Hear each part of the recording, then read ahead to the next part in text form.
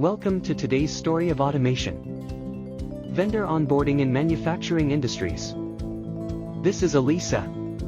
She works as a vendor relationship manager at a manufacturing company. She has a friend, Speedy.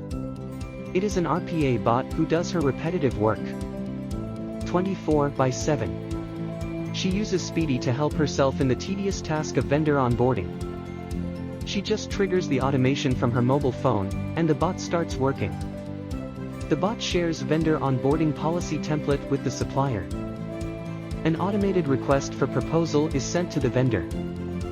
RPA receives, reads, and understands vendor's proposal.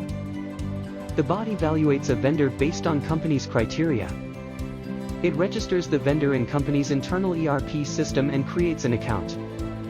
A contract template is generated for the vendor and it is sent to them for signing.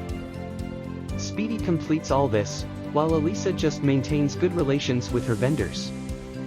Is this something which makes you feel interested? We are there to guide your way. EmergeFlow, transform your business with the power of automation.